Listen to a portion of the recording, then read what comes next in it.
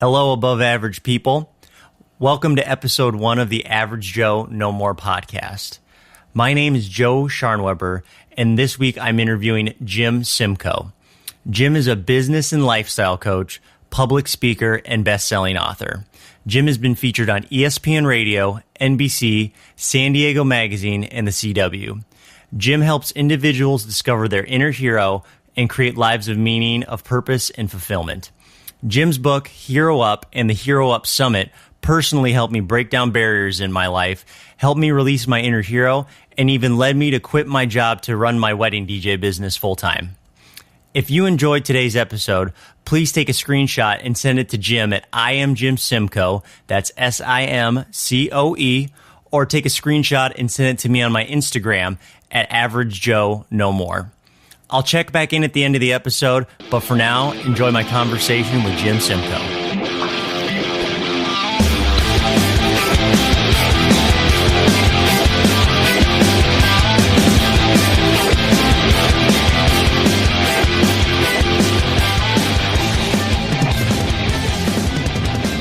Welcome to the Average Joe No More podcast, Jim. Thank you so much for being my first guest. I really appreciate it. You got it. I'm so stoked to be here. This is great. Since the Hero Up Summit happened, oh my gosh, almost a month ago now. Yeah. Can for the listeners that haven't been don't know you, haven't really followed you, can you just kind of give a general overview of what the summit was, maybe a little background on yourself? Sure.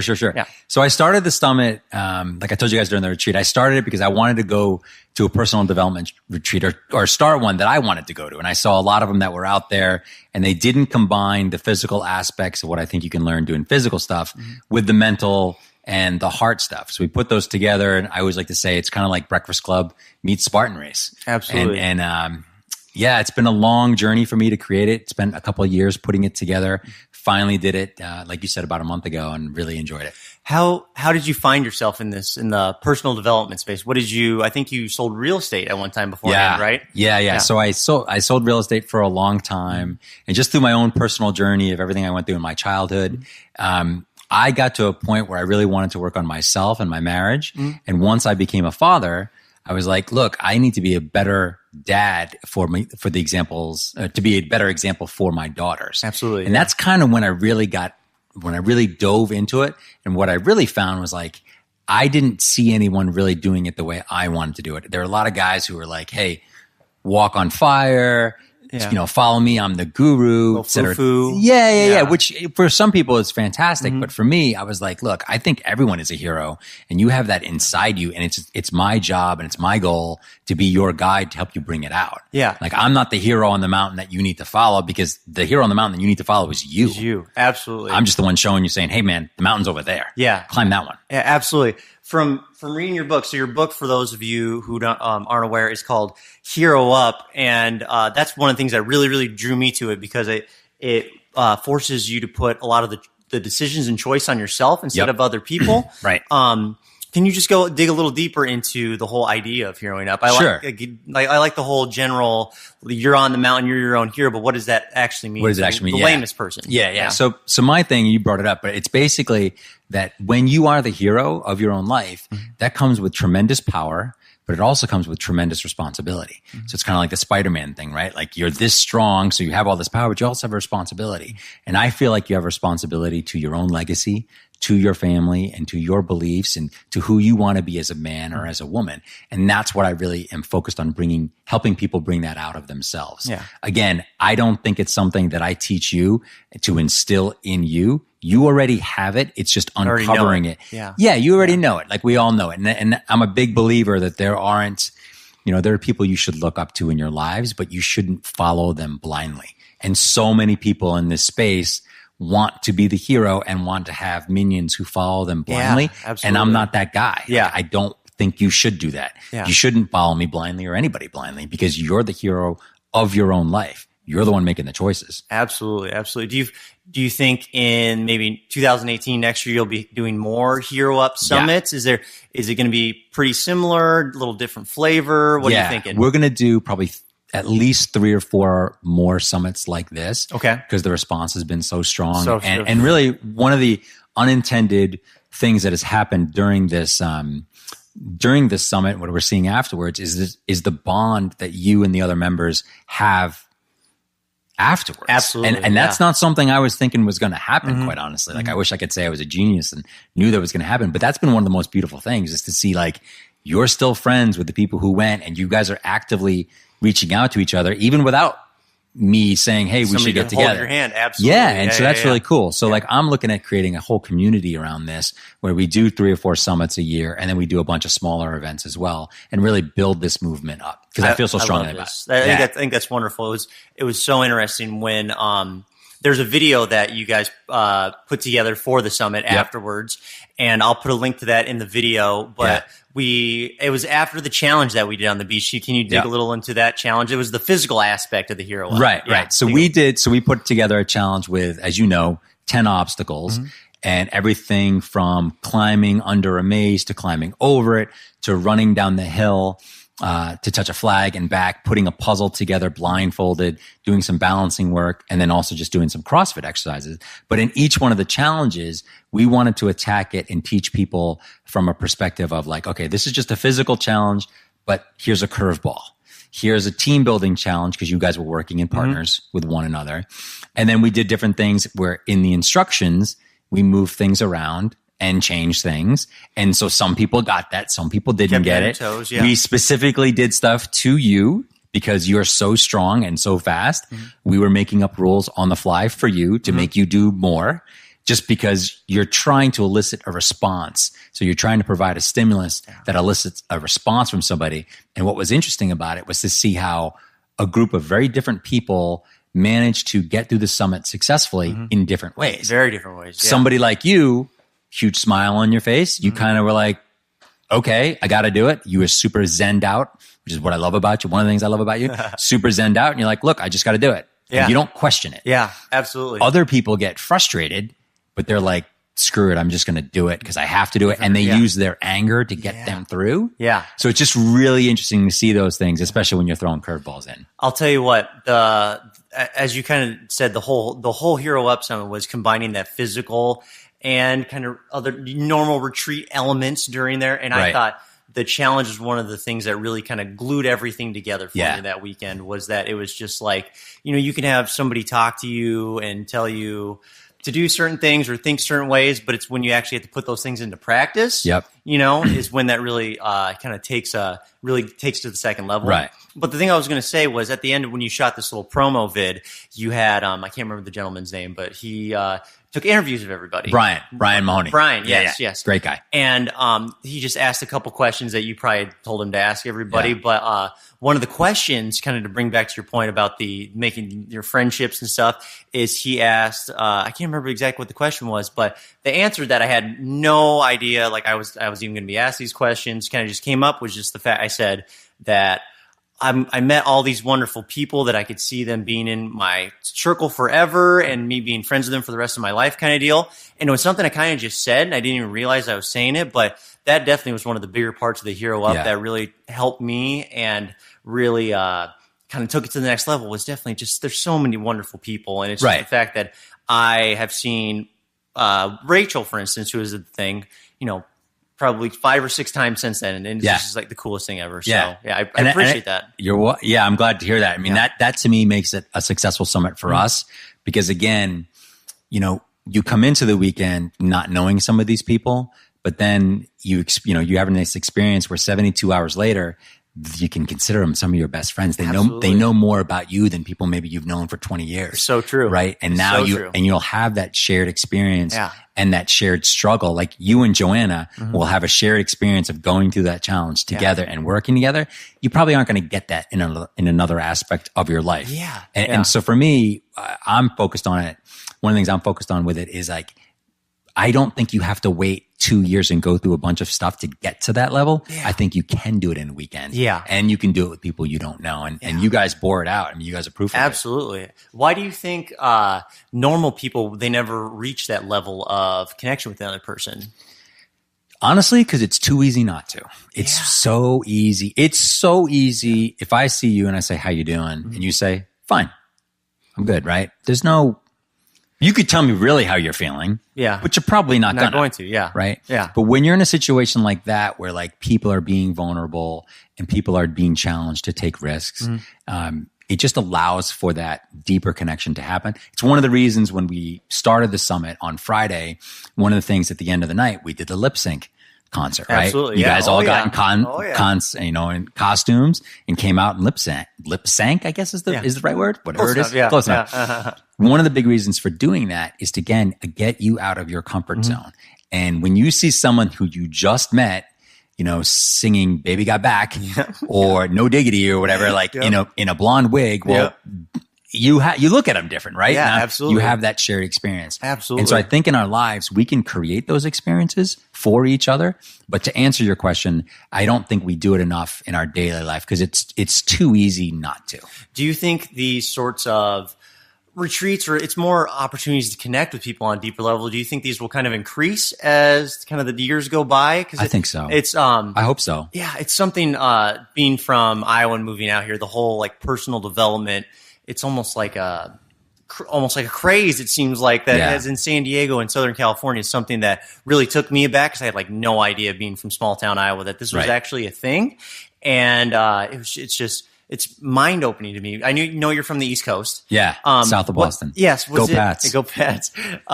Was it that this kind of self-improvement stuff in your life at all back then? No, or not is at it all. More? Not at all. Okay.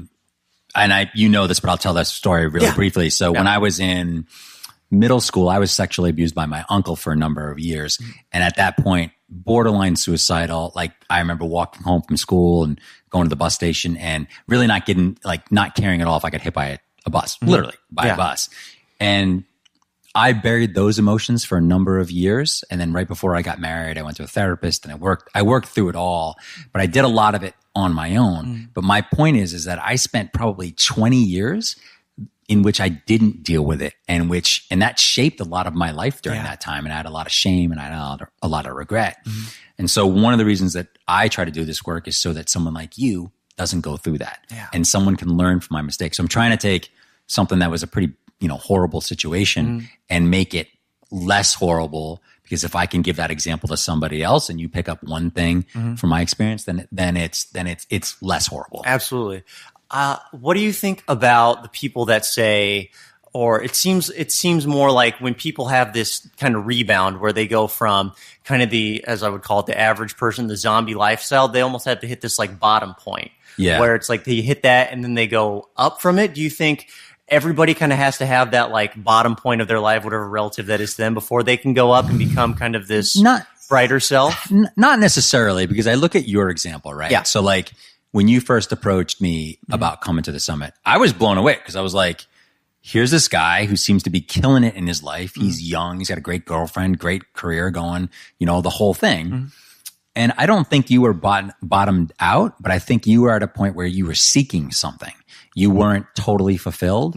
And there was a glimmer of something in you that said, I'm seeking something. I don't know what it is, but I know that everything I have now isn't all that. It's not all that. So it's not a matter necessarily bottoming out the way like someone in Alcoholics Anonymous, they have to. Bankruptcy or that kind of thing. Like Bronwyn when she came, Right. I think it can help. And I think that story is impactful in either direction. Like if someone does bottom out, then this stuff is great. But I don't think you need to. I think the people listening to this podcast is, they're going to be... Anybody can change. Anybody. Yeah. And it's about improving your life so that you can be happier and that you can feel a sense of purpose in what you're doing. Yeah, I'll tell you what, after attending the summit, it's so crazy after really in this whole self-improvement journey is that every day it's almost like you since your summit, absolutely, but it's like you've reached a new level. I've reached a new level of happiness. Aaron and I are closer. Part of me wonders if people that haven't really discovered this whole self-improvement thing, or they're kind of okay with being kind of the average, kind of they're okay with being okay. They're okay with being okay. They don't realize that there's like happiness isn't a scale of 1 to 10. It's like a scale of 1 to like whatever you make it. Right. If that makes sense. Right. I think that's one of the things I kind of was realizing that before the summer when I joined. Right. And I think that really the summer really helped blow the top off that for me. So. And think of like the things that you did. I mean, for your listeners, I don't know how many of them know this, but like you legitimately quit your job at the end of the summit because you're like, true. You're like, look, I can't do this anymore. I want to be happy. I'm going to go do something else. Yeah. I mean, I was like blown away by that. Joe and I, my partner on this summit, we talked about it today. Really? We're both still like, you know, when I tell people, they're like, really? Someone did that? It's like, yeah, because you embraced it. You embraced it and you really, dove into it. So good for you. I'll tell you what, another thing I really pulled from the summit, and I think it's a good life lesson, is that people around you are always kind of giving you life lessons, let's say. Yeah. And a lot of the times, if you're paying attention, you're going to get those. And even at like the summit where it's like you're supposed to be taught, there's like so many deeper lessons and deeper levels if you're really paying attention and really seeking it out, kind of deal. And I think that's something that is important in everyone's life, is that there's so many signs and messages around.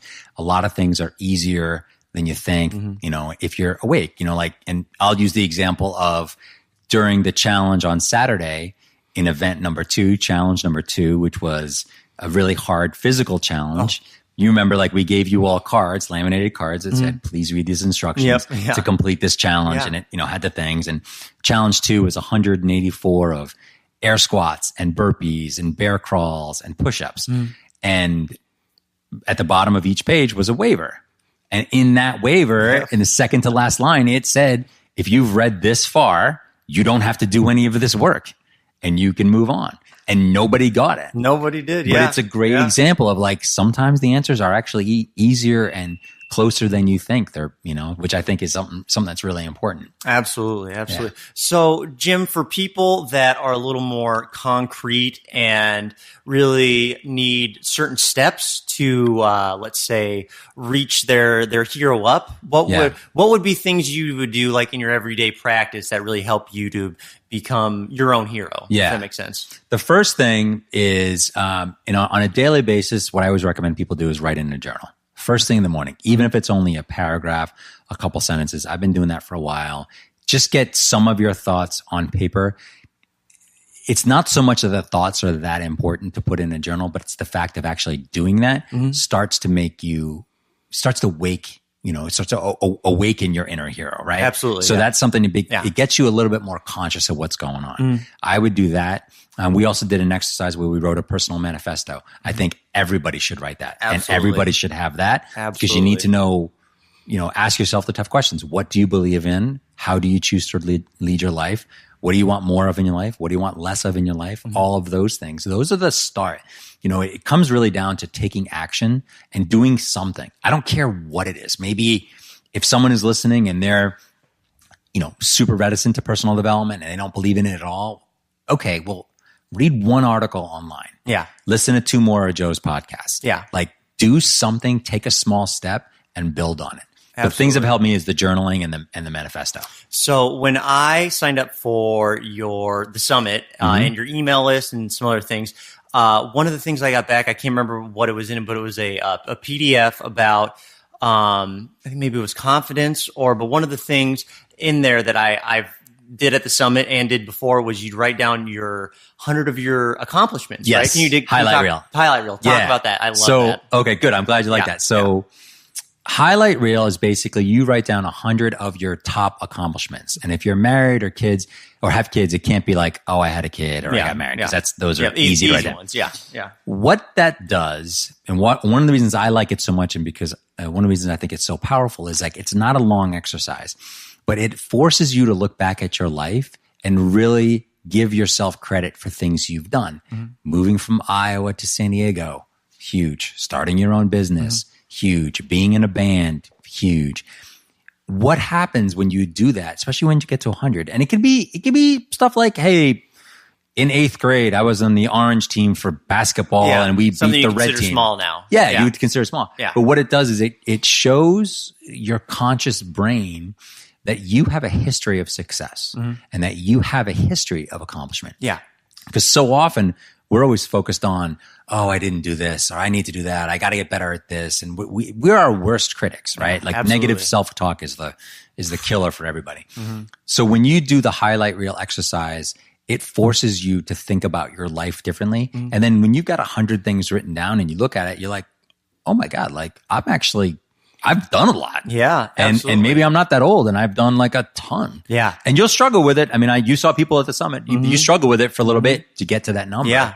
But it's a great exercise. Doing it personally for me, it was interesting. It's kind of like you say, the first 20, 30, 40 are pretty easy. You know, it's things that most people and you consider big, but it's when you finally take that switch from this was a big deal to me. That was kind of when I found the second gear, and it's like, holy cow, I've accomplished a shitload of stuff. A ton. Yeah. A ton. Yeah. And you don't realize it until you write it down. Then you're Yeah. like, wait a minute, like, Yeah. I'm way better off than I thought. And then the cool thing about it, I think, one of the cool things is like, you literally go from before you do the exercise and how you feel about yourself, and then 15 minutes later, you've done it, and you're like, you just feel differently because you're like, wow, I've gotten so much more done. So much done. So it's not like a 10-day yoga retreat in Bali you have to get to that feeling. You get it in 15 minutes. Yeah, which is one of the things I like. High impact. So I recently finished your book, Great Hero Up. Good. Thank you. I had Jim sign this copy that I read, and for anybody that wants this, I will send it out over the mail. Just let me know, email, whatever. Awesome.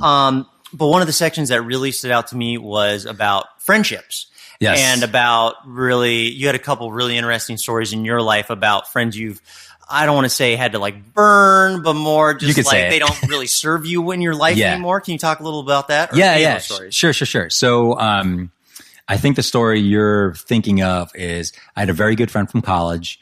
I went to school in New York, and in my mid-20s, I lived in LA, and I had a very good, I just moved to San Diego. I had a very good friend come out to LA and then expect to come down to San Diego. Like I was expecting him to come down to San Diego to hang out with me. This is like my best friend, like my roommate in college, right?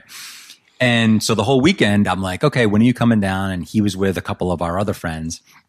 And the short story of it is he never showed up in San Diego. He basically just completely blew me off, didn't return any of my phone calls, and then called me that Sunday night and was like, I'm not going to make it down.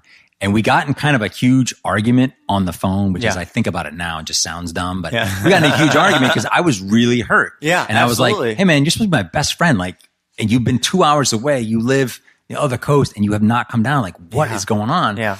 And then after that, what I got to is I realized that like, he's a good person, but at the time and probably even to this day, doesn't necessarily have my best interest in mind. And he's probably not somebody that I can count on. And that's okay. Yeah. And that's okay. Like I feel like with friendships is like, you need 2 or 3 good people in your lives that like, if you were like, look, if you call somebody up and you say like, I'm in a Mexican jail, I need 10 grand in cash to get out of here, and I need you to help me bury something. Yeah. You want that person to say like, I'll be on a flight in in an hour and I'll bring a shovel. Like that, and you only need a couple of those people. I don't think you want more than that. Why do you think then most people, they kind of seem to hoard friends? Like it's like the more status, friends, ego, status. Like look at your Facebook friends, right? Yeah. Or like people on Facebook and they've got like 5,000 friends or 4,000 friends. Yeah. Like really, how many of them are friends? Yeah. They're sending. Look at people who send status updates on Facebook at 10 o'clock on a Friday night. Yeah. I think it's something that we're all we feel. Maybe it feeds our ego when you have that. Social media can be an insidious thing, as we've talked about before. Oh, yeah. You get everyone else's highlight reel pictures. They don't show pictures of them when they get out of bed and they look crazy and their hair is horrible and their breath smells bad. Like you get their best self all the time. And then you're comparing their best self against your everyday 24/7 self. It's not gonna work. Not good in the end. Yeah. So another part of the book that I really, really enjoyed was kind of you talking about how you went from working this kind of cushy job where everything was going really well, and then you get into the entrepreneurial life where there was, of course, a little bit of struggle, a little bit of change. Can you talk about just that? Sure. Yeah. So I worked at a tech company, and at the time I was making a ton of money. I loved my boss, Jamie Kenny. Love you if you're listening. She's fantastic. I love the company. My team did really, really well, and I was about 30 years old. Okay, and I just was like everything down San Diego. Right? Yeah, I was in San Diego. Yeah. Everything was going fantastic, but I wasn't satisfied. Yeah, and I just kept having this nagging feeling in the back of my mind. I was like, it's never going to get better than this in the corporate world for me because my boss is awesome. I make a ton of money. I have like no stress. Everyone thinks that me and my team are fantastic. Like it just doesn't get better than this. Yeah. But I was totally unsatisfied. And I was like, I felt like I was wasting my potential. and I wanted to do something more than money. And I wanted to make something more than money. And I, at the time, and I still believe it to this extent, my mantra at the time was do good, make money. So it was like, look, I need to do good and then I'll make money. And what I was doing there, I was just making money, quite honestly. So I left largely because of that. And I started my own journey, and it was hard, and I ate mac and cheese a long time. And even now, like there are times where like it's tough, but I'm never bored. You have people who are like, they wake up on Monday morning and they freaking hate Mondays and they love Fridays. I'm the opposite. Mondays, I'm stoked. I can't get in here quick enough. And Fridays, I'm like, oh God, Sleeping I can't. like a baby. Yeah. I sleep great. So I would challenge, any of your listeners to that is like, how do you feel about Mondays? Because if you don't feel strong about Monday, then you need to think about what you're doing. Absolutely. Yeah. What do you think the main thing holding these people back from taking that entrepreneurial jump, or maybe that they want to start a side hustle or start their own business? What do you think is holding these people back? I think it's negative self-talk and confidence. Yeah. I always say, the goal to go through life is that you shouldn't be shooting for perfection, right? You should be shooting for success. And so like what that does, if you think success versus perfection, it allows you to make mistakes, right? Because most successful people make a shitload of mistakes. Absolutely. And to be perfect, you can't do any of that. So if you are able to give yourself permission to fail, and if you're able to have enough confidence in the ability to start, then you can do well. And figuring out what you want to do. Like you're a great example of it. In the summit, you're like, I don't want to do this job anymore. I want to go do this other thing. Yeah. And then you're like, screw it. I'm going to do it. Like, why am I going to wait? And that's huge. So you have to be able to, I think one of the things that we saw in the summit with you is like your confidence level went up several levels. Oh, absolutely. And then you were like, you got to a point where like, it almost didn't make sense for you to stay in your current job. Absolutely. Once you get to that, you're unstoppable, in my opinion. Yeah. I'll tell you, it was interesting too. I think there's something to be said about looking at yourself a certain way and then having it validated by others. Yes. For instance, during the summit, we had, towards the end of it, we had everybody sit up front and everybody kind of talk about them and how they've grown over the weekend and how they felt.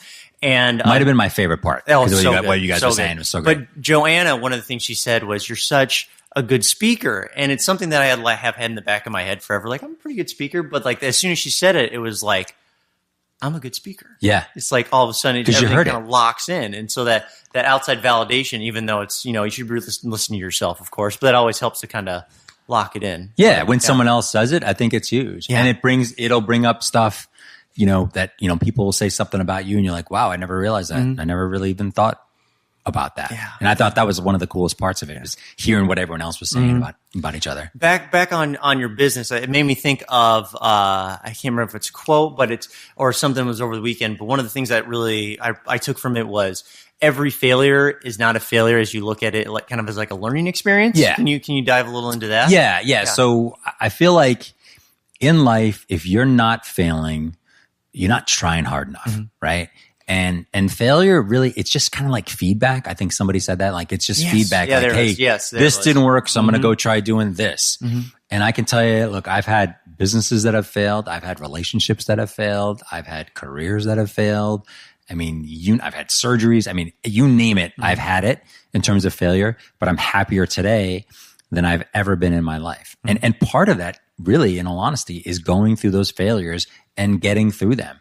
And understanding that, like, okay, here's what I learned, and then like, how do I apply it in my life? Yeah, absolutely. Yeah. So Jim, as we kind of get closer to the end here, if you could have, let's say, one take home for that average listener, average person who's okay with being okay, wants to be better than okay, what would maybe one takeaway from maybe your story or just your life in general that would really kind of help them take the next step, you think? Yeah. I would say to anybody listening to this right now, if you think of my example, I'm a guy who came from, middle class at best means middle class at best education. I did not have a lot of things lining up for me to be successful in my life. I just didn't. And I've been able to create an awesome life. Am I ultimately successful in everything I've done? No. Am I super happy? Yes. Am I content? Probably not. Like there's a lot more I still want to do. Yeah. But I would tell anyone who's listening, like, look, you don't need to be some swashbuckling guy with 3% body fat who went to Yale and has, a trust fund to go start a business. Mm-hmm. You can be a guy who, doesn't know what the hell he's doing, but feels passionate about something, because you'll figure it out. Yeah. You will figure it out, and never stop learning and never stop trying to improve yourself. Yeah. Well, Jim, thank you so much for being on. If anybody wants to reach out to you, kind of get a hold of you, ask you a couple questions, where's a good place to do that? Best way to do it is go to the website, which is jimsimcoe.com, JIMSIMCOE. Okay. And then they can also email me at jim@jimsimcoe.com. Awesome. And then the book you can just grab off of Amazon? Yeah, it's on Amazon. It's called Hero Up, Unleash Your Inner Hero and Make Life Epic. You can also go to heroupthebook.com as well. Awesome. Thank you so much. Yeah, you got it, man. Great being here. That is it for the first episode of the Average Joe No More podcast. Thank you so much for tuning in. If you enjoyed today's episode, please make sure to subscribe on your favorite podcast platform, share it with your friends, and also leave us a 5-star review on iTunes. It means a lot. New episodes will be released on your favorite podcast platform, and videos will be released every Friday on YouTube. So make sure to check back in next week. I'll talk to you later, above average people.